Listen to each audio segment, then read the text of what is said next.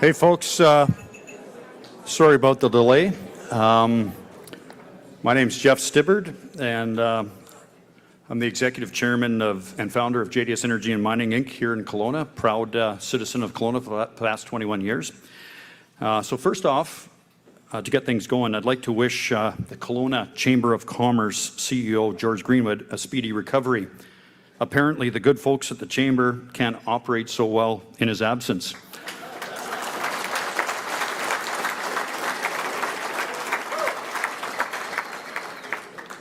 Now, I just got asked to do this last night, so I'm a little bit short on who is going to be here, but I have to mention one dignitary besides Pierre, Okanagan Lake West and South Kelowna MP Dan Albus, at the back of the room. Thanks, Dan.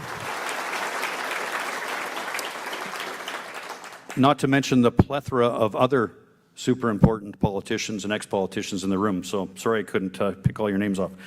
So today I have the great honor of introducing Pierre Poilievre, the leader of His Majesty's Loyal Opposition and Conservative Party of Canada.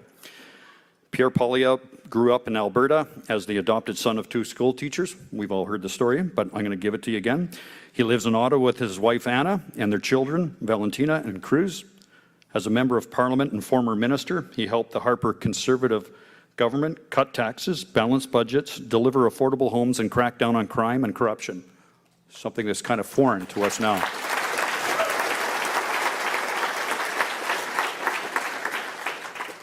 He shepherded the Accountability Act through the House of Commons to protect taxpayers from waste, fraud, and corruption. When he was housing minister, the average home cost $450,000, and the average one-bedroom rent was just $970. People could afford homes in safe neighborhoods and good food on their table. After Liberals doubled housing costs, inflated food prices, and unleashed crime on our streets, Pierre is fighting back. His purpose is a Canada with strong take-home pay, safe streets, secure borders, in a self-reliant Canada. This is where I cut in. Wow, this man sounds like a real kick-ass guy. Why is he not our Prime Minister?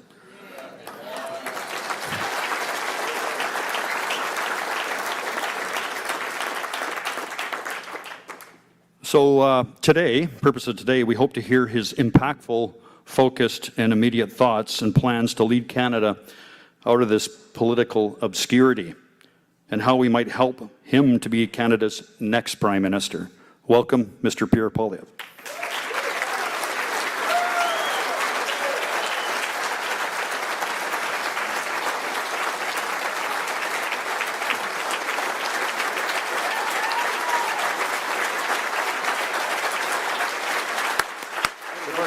Thank you very much. Hi, guys. Merci beaucoup. Thank you very much, Jeff, for that very kind introduction. It's great to be back in the Okanagan. In fact, I've always believed that the Okanagan is the best part of Alberta. As you know, Albertans are that alien species that invade your wonderful province just in the summer and in the winter. We leave you alone in the shoulder seasons, but of course we leave a lot of money behind as well on our visits through, and my family, that was no different. We grew up in Calgary. I grew up in Calgary, obviously, and when I was a kid, our favorite thing to do was to come camping in the Okanagan, and we'd get on the road trip, and all those spiraling turns back and forth along the way, and we'd arrive. Normally we go to Penticton, though. Okay, so we got someone, oh, where we go? Helena, our member of Parliament from Penticton is here. Give her a round of applause. So one of the great lessons that my father taught me was when we were camping in Penticton, and they had just invented this thing called jet skis. And I was just a kid, and you have a few of those around here, eh? And anyway, we went out to the beach. We had just set up our tent. And I saw these kids tearing around on their jet skis. So, of course, I went back to my dad and I said, "You've got to rent me one of these things." And he looked into it. It was like $100 an hour. So he said, "Well, we're not going to spend $100 for you to tear around on this thing for an hour. We'll instead rent you one of those little yellow pedal boats." And so anyway, I settled for it because I didn't have any bargaining weight with my dad. It was to take what you get, take it or leave it. So I went pedaling out into the middle of the water, and these rich kids came back with their jet skis, and they started circling me and splashing me with their jet skis. And so I went back to my dad in a puddle of tears and told him how much better the jet ski would have been than the yellow pedal boat. And he said, I'll make you a deal. When you get old enough to get a driver's license, and you work long enough to save some money, we'll let you borrow the minivan, our Chevy Lumina, and you can drive that out to Penticton on your own, and you can rent yourself a jet ski. That's the deal. Because in life, it's very simple. You work hard, you earn it, and you get it. That's how life goes.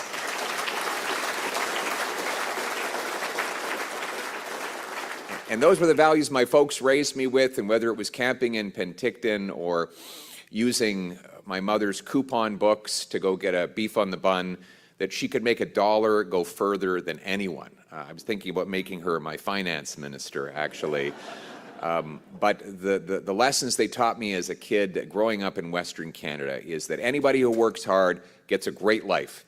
That if you put in a hard day's work, you follow the law, you get a good education, you can get yourself a nice home, great food, meat and potatoes on the dinner table, maybe even a cottage, so you can go and recreate and enjoy yourself, and that there are rewards for working hard in this country. And that's the country that gave me everything I have, starting from very modest beginnings. It's the country that gave our other members of Parliament and candidates. We've got the great Dan Albus, a member of Parliament for Kelowna, part of Kelowna.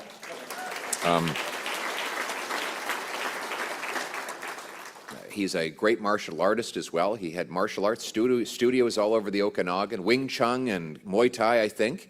And now he's a great member of Parliament using those skills on the floor of the House of Commons. And we've got Frank Caputo. He's a prosecutor and member of Parliament for Kamloops.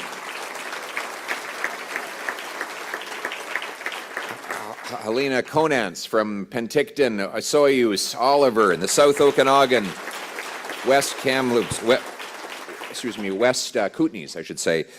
Mel Arnold from the northern part of the Okanagan is over here as well, our fisheries man. We've got the great Tracy Gray, former member of Parliament. Yes, what a great champion. And she was in the wine business before.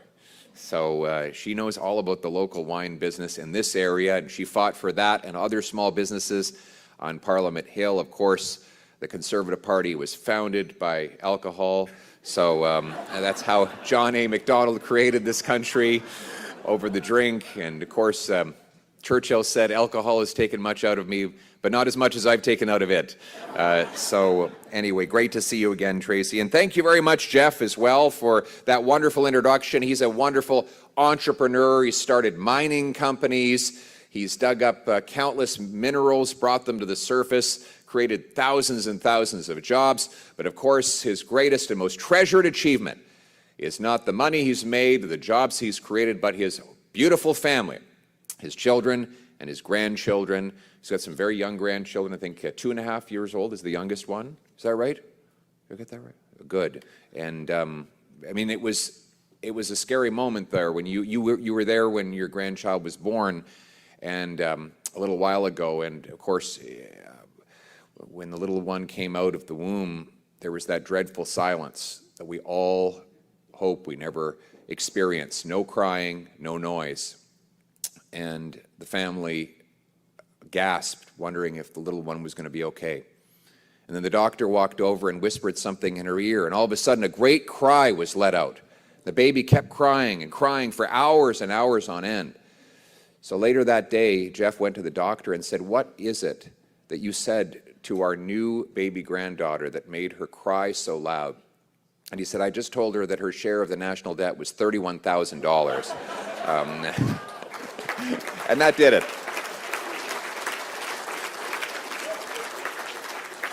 Well, we want every child that comes into the world in this beautiful country of ours, or every newcomer who arrives on our shores, to have the same beautiful promise that I enjoyed as a kid growing up in this country. But unfortunately, after 10 long Liberal years, that promise, that deal, like everything else, is broken. Housing costs have literally doubled under Liberal policies, depriving an entire generation of the chance of owning homes, with British Columbia having some of the most expensive real estate anywhere in the world. Vancouver now is the most expensive housing market in North America, worse than New York City, Los Angeles, Chicago, and countless other places with more money, more people, and a lot less land to build on.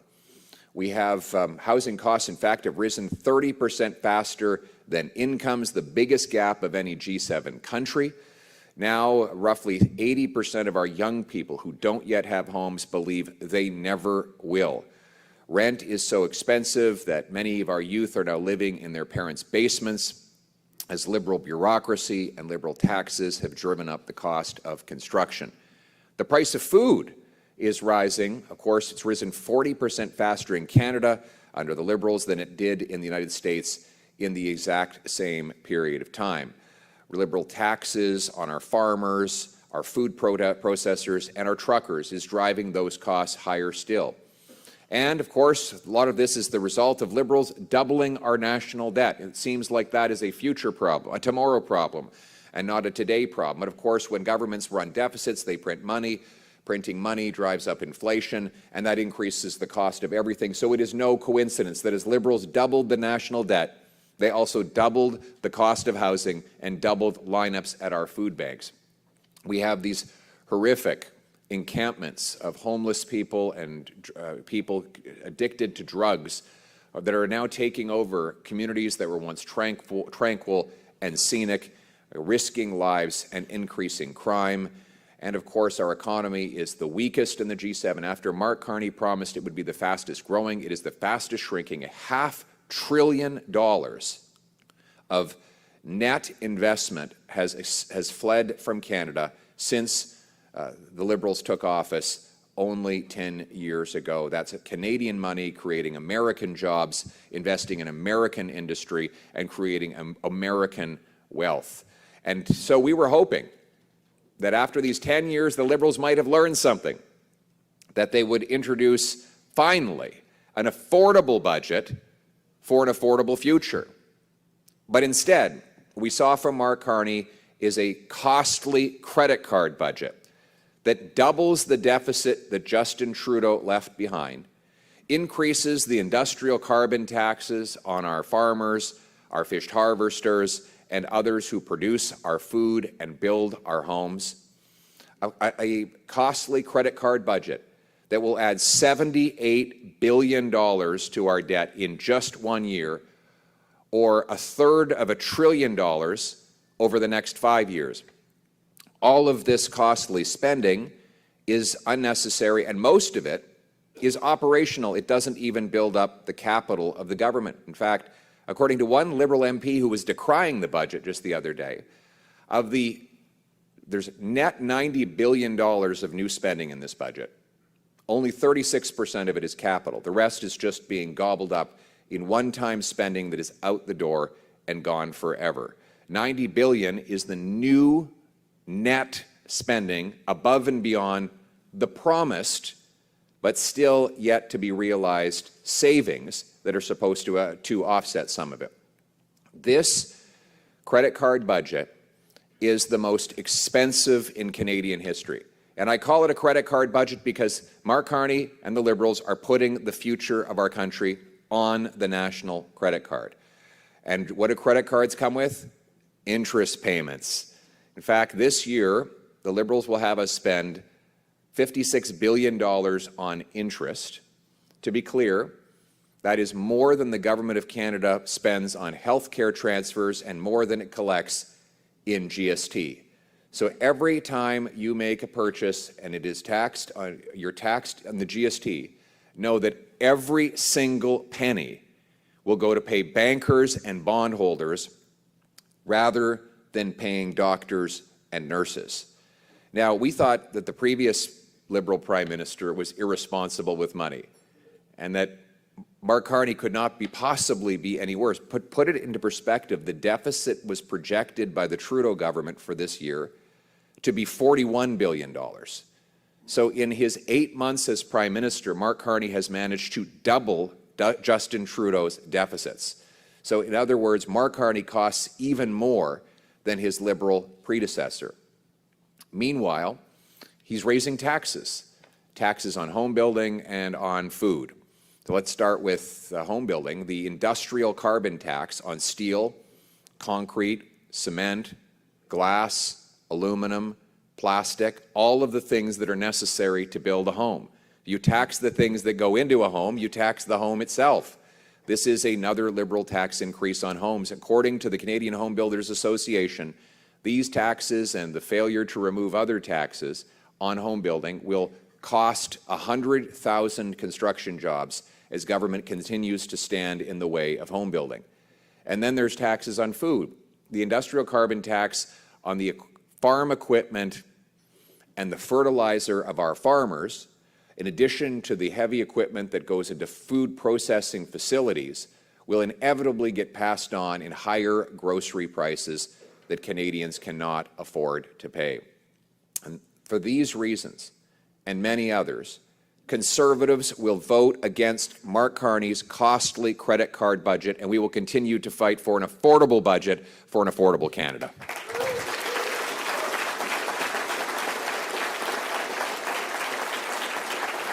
Now, the irony is that we should be the most affordable country anywhere on earth. In fact, Canada should be a dirt cheap place to eat, to house yourself, and to live your life. Why? Why should it be dirt cheap? Because we have the most dirt. We're the second biggest country anywhere in the world. We have the most dirt on which to build homes. We have the second biggest landmass, and much of it is close to places that urban centers where we should and could be building. We have the most dirt in which to dig up our resources. We have the most dirt on which to grow food. In other words, it should be cheap in Canada to buy a home, to feed your family, and to power your life with affordable energy. And this speech today, I'm not just going to talk about the costly credit card budget, but also about how we can unlock the potential of our country to be the most affordable place anywhere on earth, because that is really the singular focus right now. Canadians cannot afford to live. Everywhere I go, people tell me they just can't afford life anymore. I was just over to Starbucks this morning to caffeinate myself, and I met a young guy named Axel. He's an immigrant from Libya. He's an engineer, and he said he's planning to go home. He's been here for 15 years, and he says he can't afford to live here, and his quality of life would be better in Libya. Would you have imagined that someone would say that in Canada? But these are the kinds of stories we hear again and again of people who believe that they've been priced out of their own country by their own government. And you know, there's a contradiction in the way that Liberals approach everything. Let's start with housing. So why is it that we have the most expensive housing in the G7? Well, we have the fewest homes per capita, even though we have by far the most land to build on. So we have 10 times as much land to build on as the second closest G7 country, and yet we have the fewest homes. And why is that?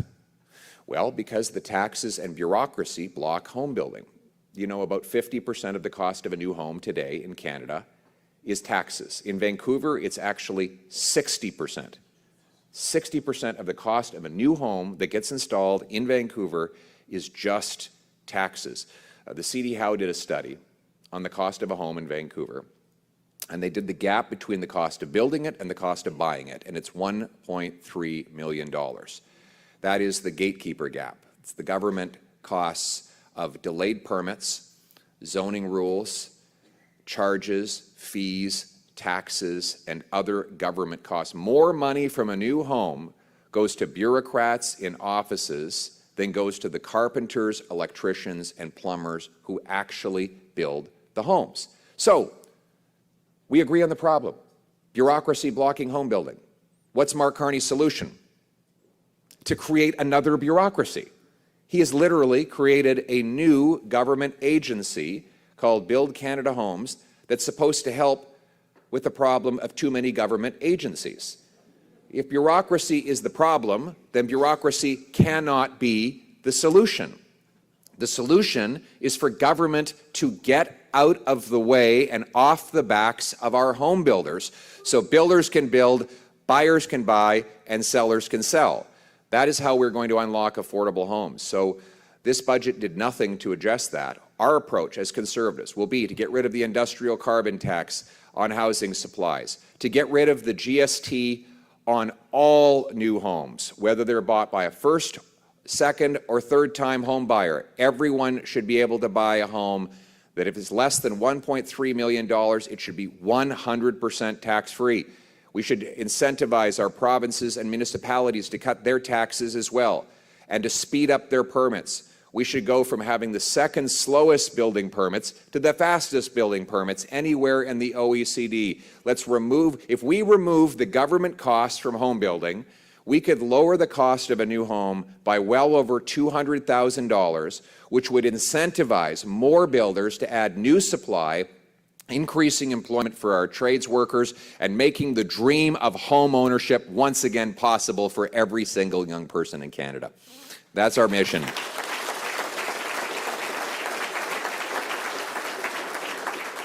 And then there's our resources.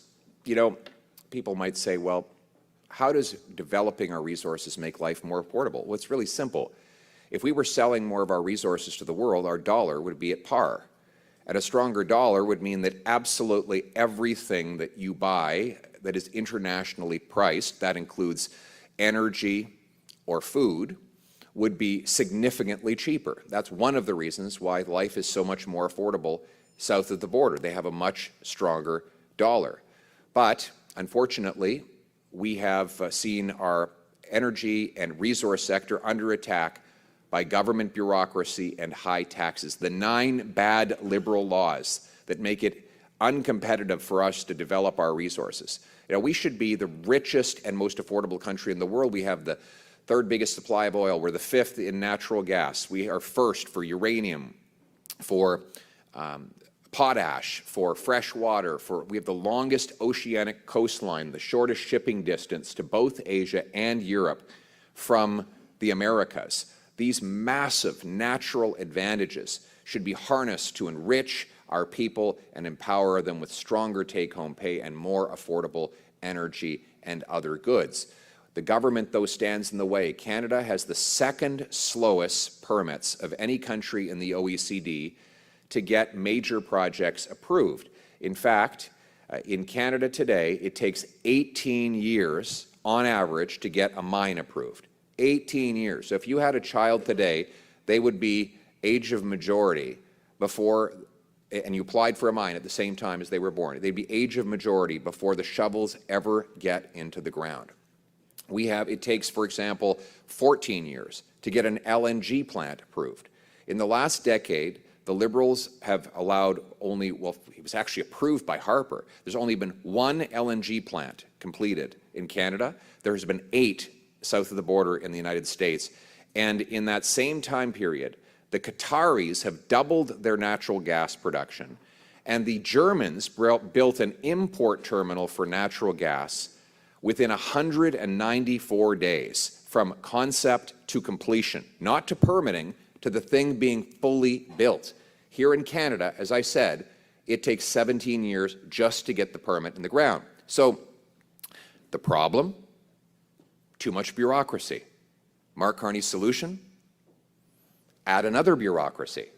He's created yet another bureaucracy, a new bureaucratic hurdle for miners and oil and gas enterprises and other resource companies to jump through in order to get anything approved.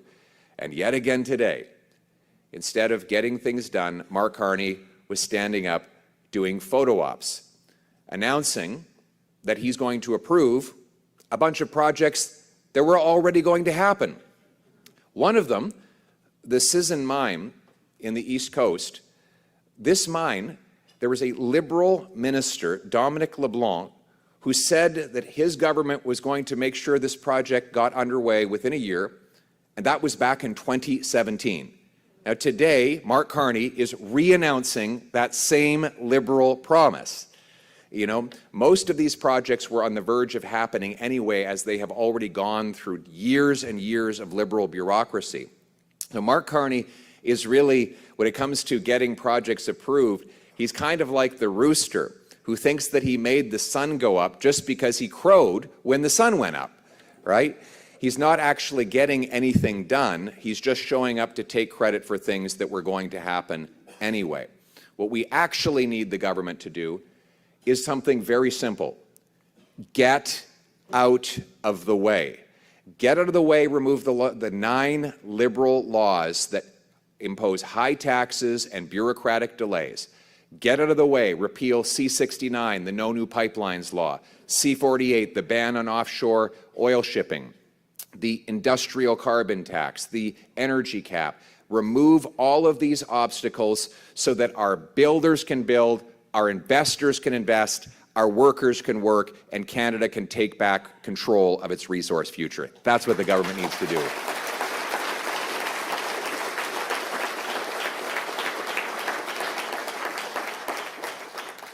So then there's the overall issue of business investment and productivity. Now, the government claims they've done the same rhetorical trick for the last 10 years. They call spending investment. So they do this trick in order to justify piling on all of this debt. So the Liberals began this promise a decade ago, and what has been the investment result? Well, since they took office, investment in Canada per worker has dropped by 11%, the worst in the G7, the worst in Canadian history. So deficits have not translated into investment. It's kind of like you used to have those alchemists. You remember them? They said that they could turn lead into gold.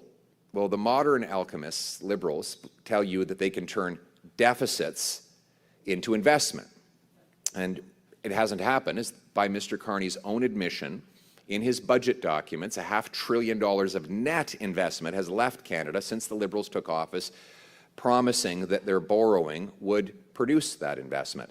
We have the lowest per capita and per worker investment of any G7 country. And in fact, if you look at the investment per worker, take the total investment, divide it by the number of workers, the average worker in Canada gets about $15,000 of investment every year. In the States, it's $28,000. In the OECD, it's $23,000. So our workers get half of the investment of their American competitor and a third less of the average OECD country. This means that they don't get the tools and technology. Oh, I think that's the Liberals calling me right now. They're asking me to stop talking about their economic record. Who is it? Oh, you put it on silence? Okay, I could have taken the call. Next time. But you know, it's actually, you know, the result is that we produce less. Every year, productivity, it's one of these fancy schmancy words, but it's a very simple concept. You take the GDP of the country, divide it by the total number of hours we work, and it works out to 75 American dollars. For every hour a Canadian works, it generates about 75 American dollars. But in the States, it's $97. So the American worker is generating about a third more, not because he's a better worker. Our workers are the best, but because he has far more tools and technology through far more investment.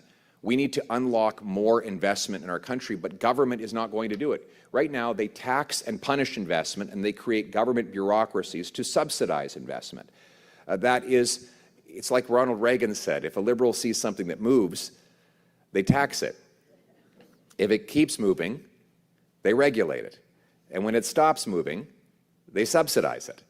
Well, why not just get out of the way and let it happen, right? So our approach as conservatives, if you want to unlock investment, here's a secret on how to do it. Get rid of the capital gains tax for anyone who reinvests proceeds here in Canada. That would unlock a boom.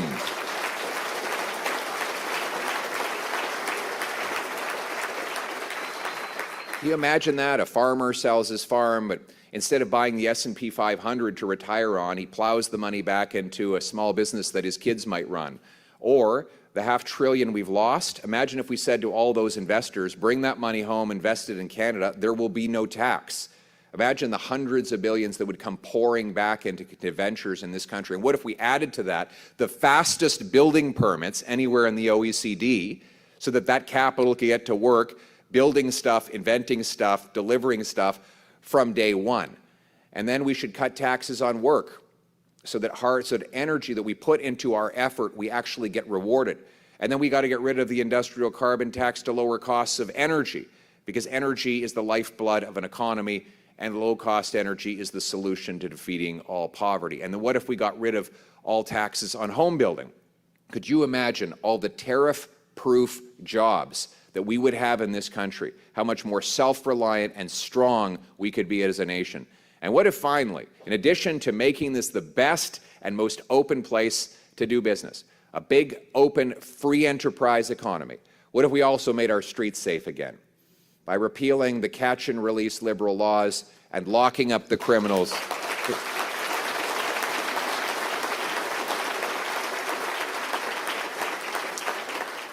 And then what if at the same time as that we secured our borders to keep out the drugs, guns, and human trafficking? And what if instead of giving out free drugs and giving soft treatment to the drug dealers, we locked up the drug dealers and we gave treatment and recovery services so we could bring our loved ones home drug-free?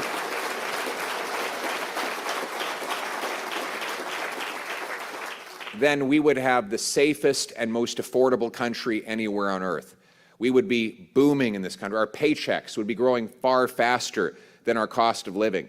Mothers would walk down grocery aisles knowing that they could fill the shopping carts with the nutritious, delicious food that they want to buy, rather than worried that they have to turn back items because they can't afford to buy them. Our young people would be able to start families, buy homes, build businesses, and unlock their full potential here in our country. Our seniors would feel a sense of ease as they sit back in their chair knowing that they have an affordable life, and that not only for themselves, but that their grandchildren will have a promising future in this country. That is the hopeful, optimistic vision that we as Conservatives are fighting for on Parliament Hill, so that every kid can come to the beautiful Okanagan, maybe even rent a jet ski, and leave some of their money here with all the great tourism operators and the wineries, and this can be the richest, most affordable country anywhere on earth, where the Canadian promise is once again restored, that anyone from anywhere can achieve anything, that hard work gets you a great life in a safe neighborhood under our proud flag, a nation not of bureaucrats and busybodies, tax collectors and toll masters, of gatekeepers and grandees, but instead a nation of entrepreneurs and explorers, of artists and adventurers, of workers and warriors, of patriots and pioneers. That's the country we know. That's the country we love. Now let's make it happen. God bless Canada. Thank you.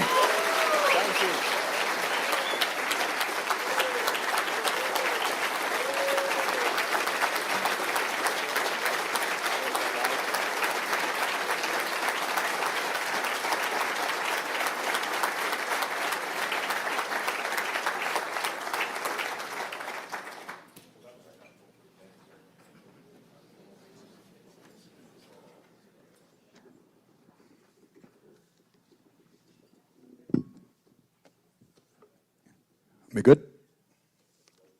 Well, that was quite impactful, I think we'd all agree. So my job's to ask a couple questions here. I was provided with a list of questions, and actually Pierre's just done an eloquent job answering them before I needed to ask them. So that was the easy part, and that was the gentle part of the Q&A. But, you know, again, I think we can all agree that was impressive delivery on what the issues are facing us and what the difference is between Conservatives and Liberals. The part that's missing is how do we make it happen? So one of the big things I think, Pierre, is that, you know, this time last year, I think we were ahead by about 20 points in the polls, and we seem to have squandered that lead to the finish line. I think Mark Carney almost took a lot of your speech and turned it into some of his, and more or less took a poser position that he would reduce carbon taxes, not quite, and push on resource development, not quite, and push for building nation-building projects. So I was wondering if you can sort of take the lead from there, that he's taken that, and what your transition from your past pitch is to what it is to going forward today. So to win the next election, we have to be the party of affordability. We have to be the party that promises that people will have affordable homes, affordable food, they can afford to start families and build a future here in this country. And that people can afford to have hope again. That's what's missing. We need to be the party that allows people to have hope that if they work hard, they can have a great life in this country. As for Mr. Carney, he hasn't honored any of these promises. This is why you have to vote for the real thing. You know, it's one thing for Liberals to plagiarize the Conservative platform 60 days before the election, but as we can see, 60 days after the election, they forget about all those promises. I mean, let's look at the promises. Let's go through them one by one. He said that we'd have the fastest growing economy in the G7. We have the fastest shrinking economy in the G7. He said he'd double home building. Home building is falling by 13%. He said that he would be judged by the prices at the grocery stores. Well, since he took office, grocery price inflation has been 40% higher in Canada than in the US, and we have 7% more people lined up at food banks. He said he'd negotiate a deal, negotiate a win with President Trump. And here we are, 8 months later, still no win, still no deal, still no elbows, still no jobs. And then finally, he said that he would spend less, and we see in the budget he's spending 100% more to our deficit. So Mark Carney is the most costly prime minister in Canadian history. His broken promises are costing Canadians.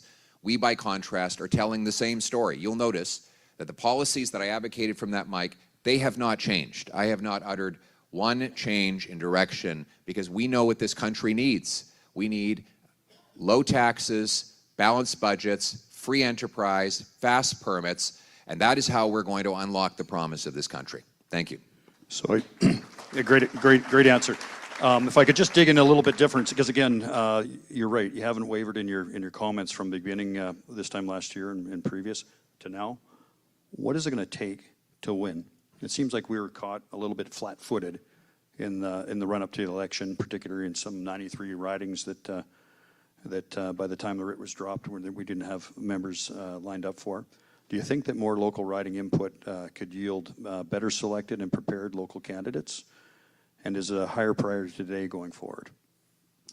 I think that's part of it. We obviously have to, I think we're going to nominate candidates earlier this time. I'll add to that, though, we got 2.5 million more votes in the last election than the prior one. We added 25 additional seats. We had the highest share of votes since 1988 and the biggest number of votes our party has ever received, campaigning on making the country more affordable and bringing change. So we have to make small gains on top of that already big gain, and then I think Canadians will elect an affordable government that will deliver an affordable life to the Canadian people. Great answer. You're a great politician. Understanding that you as the leader are ultimately accountable for the election result, the CPC National Council is responsible for the terrible result, the changes to the CPC National Council. Can we expect, or what changes can we expect to see under your direction? Well, the council is elected by the members, so they will be the ones that you will show up at the convention, you can elect a council. But our focus, we're going to be focusing relentlessly on affordability. That is our biggest priority, the cost of living. People cannot afford to live right now. After 10 years of inflationary spending, big, costly, expensive government, Canadian people are becoming increasingly clear on the point that we are the only party that will ever give them a chance to have a life that they can afford. And our strategy is very simple. We're going to focus on prosecuting the costly credit card agenda of the Liberals and providing a hopeful opportunity that people will be able to afford their lives under a future Conservative government. Good. So younger and youth voters, you mentioned my granddaughter. That was prophetic that you knew I had a granddaughter. They're obviously an important demographic. And what is the strategy to attract more to the Conservative brand and encourage to participate, advocate, and lead and vote? Well, that's actually another area of good news in that we won the youth vote this last election. And not only that, the Elections Canada held a mock election in the high schools across Canada, and Conservatives finished first. In other words, I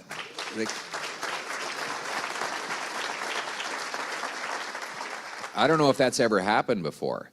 And, I think Churchill said, if you're not a conservative, if you're not a liberal at 20, you have no heart. If you're not a conservative at 50, you have no brain.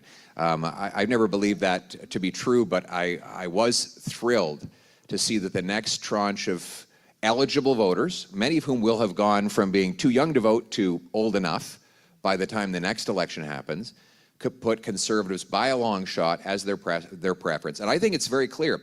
The young people today are the hardest working and have sacrificed the most of any generation since the Second World War.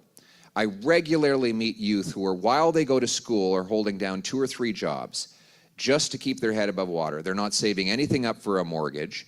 The idea of backpacking around Europe, which was a kind of luxury that prior generations could take for granted, that's not even on their radar because they can't afford anything. And we are the only party that is providing our young people with the hope that they can afford a home, have a great job, start a family, have kids. So our message for the youth, and I believe the reason why we will have a youth-led victory in the next election, is homes, jobs, and hope. Homes, jobs, and hope. And that's what's going to bring it home for us.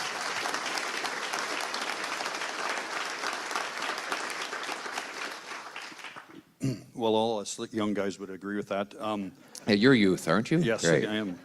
So that moves on to the octogenarians. Youth used to be 30, but with inflation, it's 40. Yeah. So, yeah. I just made it. So we have a lot of octogenarians in the room today, like old Dennis O'Rourke in the back corner there and his gang here today, many who swung to the Liberals in their last minute of the election. What is your message to them to gain their support? Well, the first thing is that a lot of our seniors are struggling to pay for their groceries. That they notice the food prices are rising faster than their pensions, and their fixed incomes make it impossible for them to have the life that they were promised. Unfortunately, many of them are stuck working longer in order to pay for the rising cost of living. Conservatives are the only party that are going to make life affordable for our seniors, but also you want your grandkids to do well. You want your grandkids to have the same opportunities that you have. And I would encourage every retired person who has grandkids to ask them how they're doing. Ask them how their lives are. Ask them how their rent is, whether they can afford to pay their bills. And you might have been poking and prodding them to give you great grandkids. You might ask them the reason why they haven't been able to settle down and buy a home. Many of them do want to. I meet a lot of young people who say they want to get married to have kids, and they simply can't afford it. There would be no place to raise those kids. So these are things that we used to take for granted in Canada, but I think all of our grandparents need to reflect on the opportunities that this country supplied so many generations and make sure that your grandkids have those opportunities as well. So, great answer. And so you're saying that there's a role that they have to get involved in shaping the youth and helping communicate the plan. Well, in a lot of ways, what we need to do is the youth already have the message. They know what they want. They want to get out there and work hard and earn a great life. And I think the message is that they want to get the same promise from the country that retired Canadians had when they were young. Okay, great answer. Unfortunately, it was a little long. Dennis fell asleep in the back there, so we'll have to sharpen that up, I guess. We have a video we can show it to. Play back later. All right. Again, maybe some more time on the pickleball court for you, and you can get that out there to him as well. Are you going to give me pickleball lessons now? Not me. No, but the old folks will. Message, again, just a lot of focus on sort of the next phase for you and the party to get us over the line. Obviously, the budget is an issue. Talked to Conrad Black. He wrote a nice article in the newspaper on the weekend about Carney squandering his opportunity post-election with this lame budget. You talked a lot about that. Specifically in voting against the budget, is there any actionable item that you can take out of that that's going to resonate and pick on that lapse of Mr. Carney? When you say actionable item, you mean what in particular? Well, what's the other than say voting against it? What actions can you take besides coming up and talking about presenting these problems? What we as a party can we take from that and push forward to get the message out? Well, that's why I'm here today, to get the message out about it. I think we have to remind Canadians that Mr. Carney is spending your tomorrow on his today. These deficits will come with a very serious price. The Fitch, which is a ratings agency, has said that our debt is far higher than comparable countries that have AAA ratings. And so he is threatening our financial stability with monster deficits. He's threatening your cost of living. But the second part of that is we have to show as an alternative. And our alternative is clear. We're going to cut government waste, bureaucracy, consultants, foreign aid, handouts to phony refugees, corporate welfare, and other wasted money so that we can bring down the debt, taxes, and inflation, and Canadians can once again afford to live. Okay. I had the pleasure to testify 2 weeks ago at a parliamentary hearing on critical minerals. You had a nice, smart young lady, Miss Shannon Stubbs, MP Stubbs there. She was on the committee. She did a great job, by the way. And my major point when I was there testifying on behalf of the mining business was there, obviously, and you covered this off, that there was a need for the elimination of Bill C-69, C-48, et cetera, and keep the feds separate from the provincial jurisdictions. Can you elaborate on that position as far as the federal and provincial interrelation and, quite frankly, interference in that in terms of permitting process? You mentioned about the timeline, but what can we advocate to separate the federal influence over the provincial jurisdiction in minerals? Well, I'm going to say it again. The federal government needs to do one thing to unlock our resources, and that is get out of the way. Get out of the way. We don't need a politician in a cape to fly around like a pretend superhero. We need liberal laws to be repealed, liberal taxes to be cut, so that our miners can dig mines, our pipeliners can build pipelines, our energy workers can do their jobs. We have the resources. We have trillions of dollars of private money that desires to build these projects. The only thing stopping it is the Liberal government's massive bureaucratic apparatus of high taxes and barriers. So if the federal government gets out of the way, we can get these things done. I like your idea of separating into who does what. The provinces should have exclusive control over permitting projects that are within one province, and the federal government has exclusive control over projects that travel between provinces. And this latter point is very good because, you know, some people say, well, David Eby is going to oppose a pipeline from Alberta to the Pacific. And my answer to that is, who cares? He has no power to block an interprovincial pipeline. It is a federal responsibility.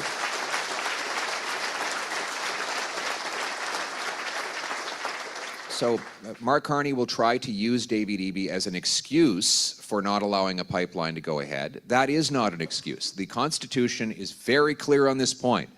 The federal government has the power to go ahead even if the provincial government does not agree. And I'm going to be very clear. Mark Carney still hasn't stated his position on a pipeline to the Pacific. He still doesn't know what he thinks on the subject 8 months after taking the job. As Prime Minister, I would use my federal legal authority to rapidly permit a pipeline from Hardisty, Alberta to Prince Rupert or Kitimat so that we can move 1 million barrels of Western Canadian oil to 2.5 billion energy-hungry customers in Asia.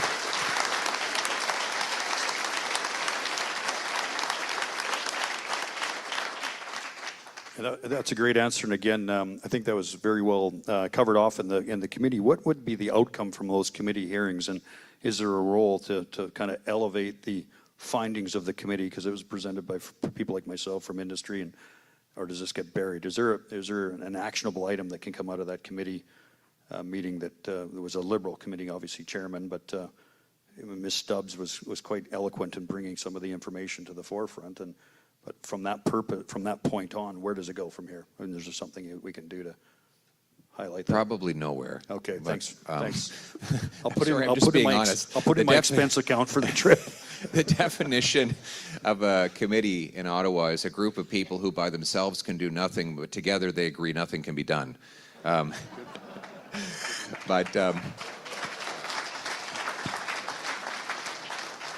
Look, we already know what needs to happen. Like, it's very simple. We just need to get the government out of the way so we can get things built. We have the resources, we have the workers, we have the investment dollars, we need the permits, and we need the taxes cut. So let's just get it done. I like it.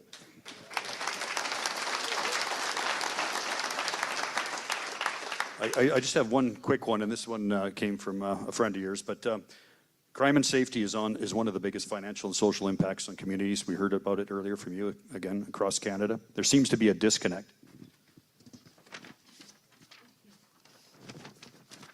between the court system and public opinion, and that distance is widening.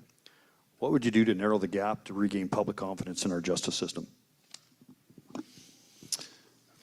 Lock up the tiny group of criminals who do all of the crime.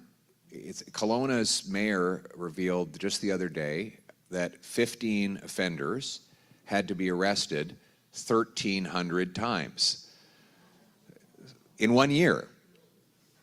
In Vancouver, they had the same 40 offenders who were arrested 6,000 times in a year. So on average, you have one offender who is arrested literally 100 to 150 times a year, and those are just the times they got caught. That means there are probably hundreds of others. There's a guy in Penticton whose name is Levi. Is anyone from Penticton here today? Do you know Levi?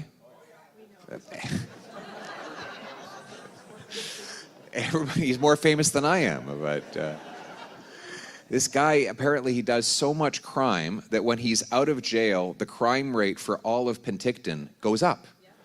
I mean, like, one guy does enough crime to move the crime rate. The good news is we don't have a lot of criminals in Canada. The bad news is they're very, very prolific. They do a phenomenal amount of crime. So imagine if you just locked those guys up and you left them behind bars. That's why I propose a 3 strikes you're out law. 3 serious convictions and you're no longer ever again eligible for bail, parole, probation, or house arrest. It's jail, not bail.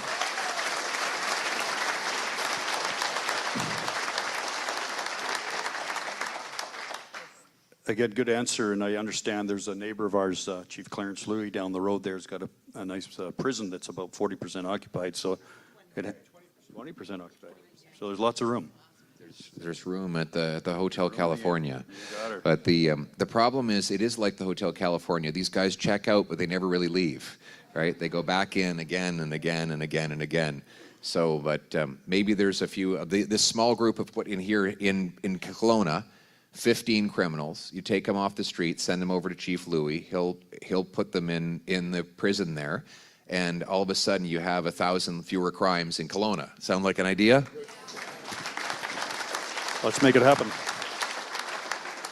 And I think last but not least, a tougher one. What are your thoughts and suggested path forward with the Cowichan decision and resetting the relations with First Nations in BC and Canada, legislative solutions over the courts? Well, the federal government has to make a clear and decisive argument in the courts in favor of fee simple property rights. If we do not have fee simple property rights, our entire economy is going to collapse. So this ruling cannot stand, period.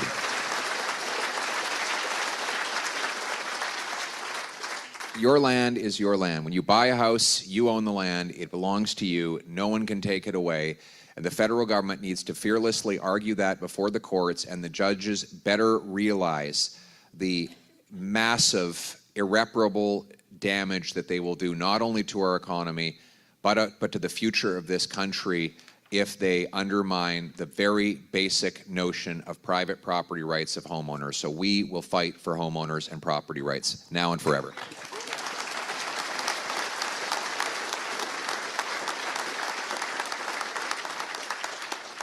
Well, that's my list of questions. I don't know if where's the young fellows?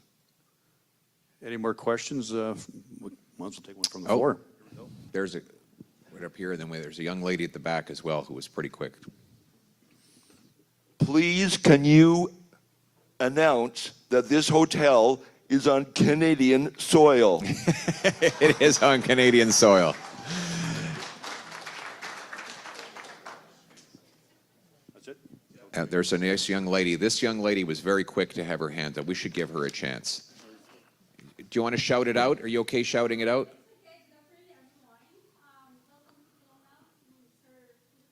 Thank you.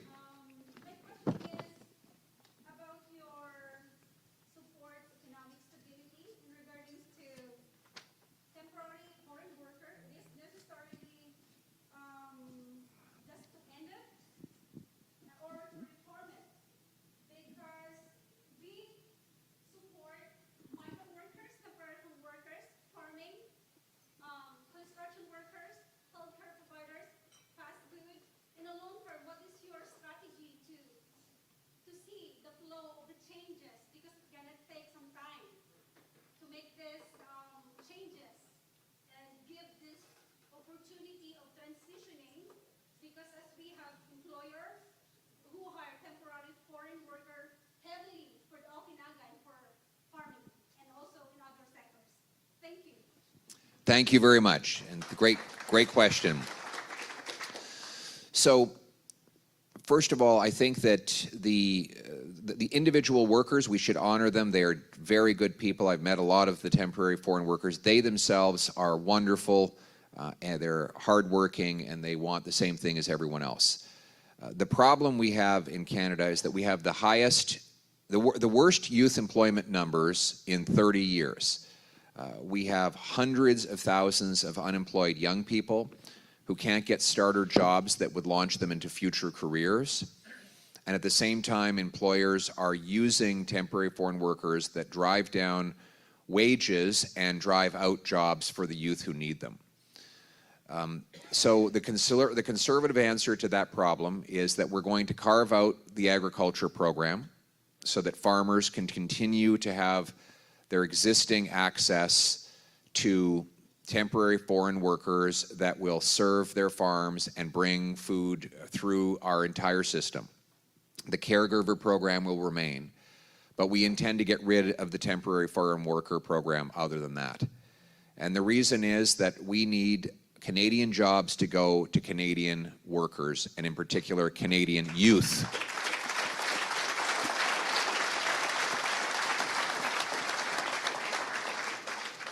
Thank you.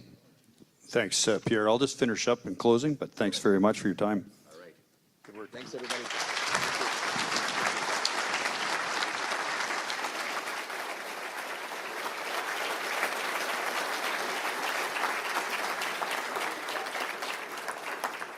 Yeah, what a great job. Good show. So it's safe to say, quoting a well-regarded American president of the past, the dogmas of the quiet past are inadequate for the stormy present. The occasion is piled high with difficulty, and we must rise to the occasion. That's us. Canadians don't want their children living in poverty and debt. We need to build a strong and robust resource economy. We have done it before. We can do it again. We heard that from Pierre, and I'm telling you that from our industry. We need to look back to move forward and do less with less while living within our means. Stop sabotaging ourselves by electing bad management and creating poor public policy. We heard that again out of Pierre. Make Conservatives and Canada attractive again through critical, original, authentic, and competitive action. No elbows up in time in the penalty box. We need you to be in a position with a stick on the ice, shooting pucks on the net. I trust all you agree this has been a valuable, informative afternoon.